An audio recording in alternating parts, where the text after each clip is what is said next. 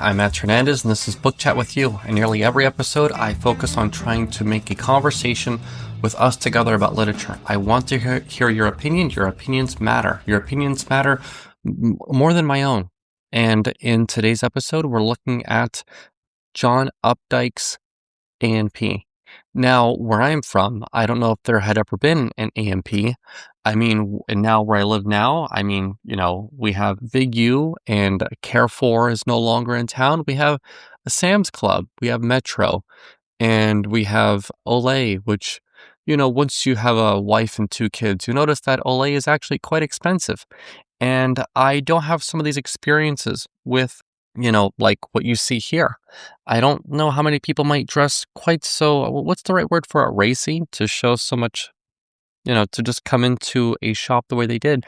Now, when I look online, and I'm going to post a link to this story, both as a PDF link below and to the New Yorker podcast where somebody had read the story and then given some commentary afterwards.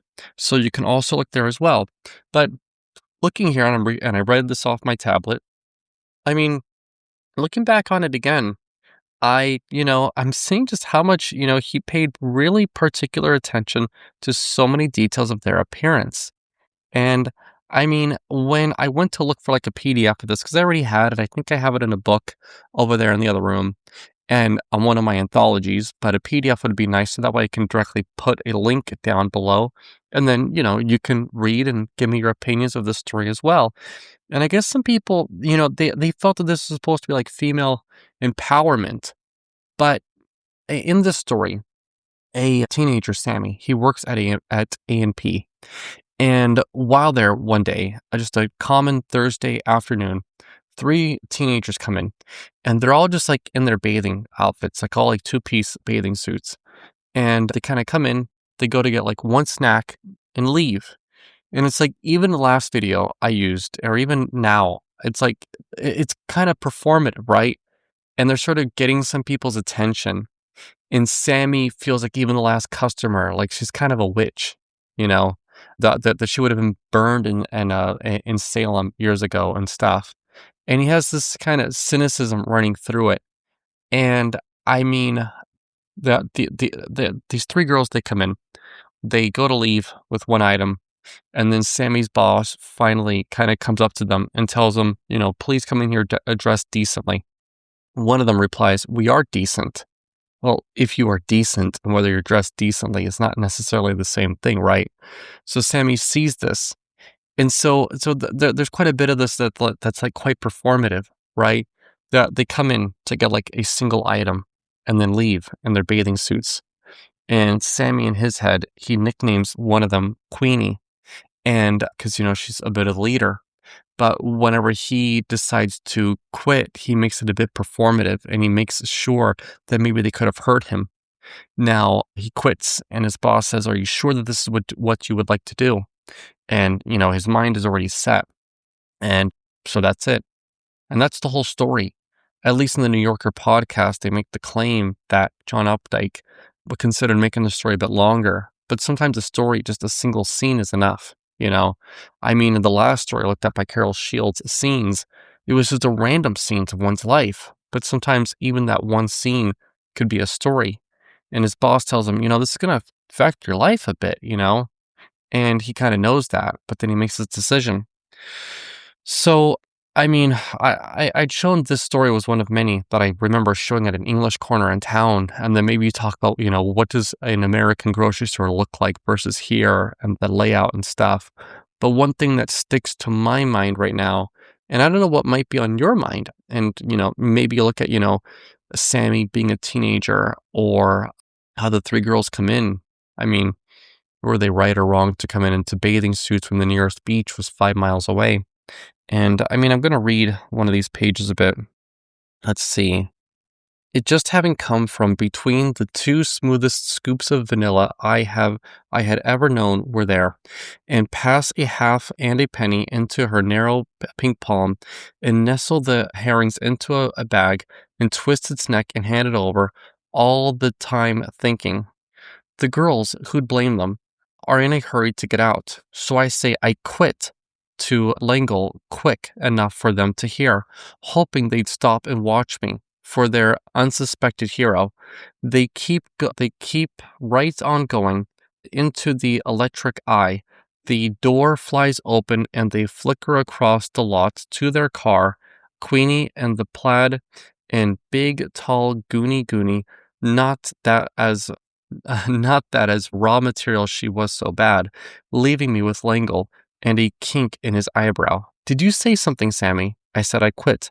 I thought you did. You didn't have to embarrass them. It was they who were embarrassing us. I started to say something that came out fiddle-dee-doo. It's a saying of my grandmother's, and I know she would have been pleased. I don't think you know what you're saying, Langle said. I know you don't, I said, but I do. I pulled the bow at the back of my apron and began shrugging it off my shoulders. A couple customers that had been heading for my slot began to knock against each other like scared pigs in a chute. Langle sighs and begins to look very patient and old and gray. He's been a friend of my parents for years, Sammy. You don't want to do this to your mom and dad, he tells me. It's true, I don't. Yeah. So I think right now it's kind of the ending that sticks out a bit more to me right now because I mean, as I'm sort of transitioning out of my job and to move back to the US, and then to think about that, I mean, I think a lot of the corporate culture I see online, and as I learn to become more confident with these videos, maybe there is still a bit of self-censorship because we know what I see versus what I know versus what I've experienced back home are not all the same. But But how many people right now back home are truly taking ownership of where they work? Just that feeling, not that we own the place in any conceivable way, but just that, if you are an employee, do you have that sense of ownership and what comes with that versus what responsibilities we might have there? And it is quite fascinating to read that, but whenever Sammy says I quit, I mean, part of that is performative, and maybe in ways I might have acted in a way. I might not be able to think of too many examples outside of with my son, but I mean, quite a bit of how I might act with my son around others. Though there's a little bit of a performative nature to some of that, right? Because I'm trying to say, hey, what are you doing in a way that's kind of comical, but in a way it's like, can you stop crawling around on the floor at the mall? Could you stop doing that, kid? And it's like, and I know there's eyes on me, and I know that I must be on like Chinese TikTok and whatnot of people just watching that. And what Sammy's doing is kind of performative. But what does he think the girls might do? And this is something at my age I tried thinking about as well. It's like sometimes you must think about what responses do you give somebody else that they could say based on what you had just said. So he says, I quit. But what could they have done? So this is what sticks to my mind at this point with the story. And I'd love to hear what now sticks to your mind as we look at the story and that kind of thing as well. I mean, are you thinking about the girls themselves walking through the supermarket, or are you thinking about Sammy's perspective, or even his colleague there who now has 2 kids? So, he's just going to keep his eyes to himself and keep to himself because Sammy finds the time and energy. And even as customers are going to his cash register, he's still like saying, no, I don't want anything to do with this. See you later. And I mean, what strikes you with that? Because if I have read this story, like several times, 5 years apart each time, which it might very well be at that point. Each time I see something different. And the last time was maybe describing an American an American grocery store, which there's quite a bit of that in the story. But now it's kind of like this whole I quit moment and what all that means. And, I mean, I'm pretty sure when this story was written, the US was a much different place. And saying I quit, I don't know. People say it's hard to find a job back home, which I imagine it is and whatnot, Well, with that said, I'd love to hear what you think about the story. I'll try to put a link to the PDF and the New Yorker podcast episode, which has a full reading of the story plus some other commentary on it. So have a wonderful day, and I hope to hear from you. Bye.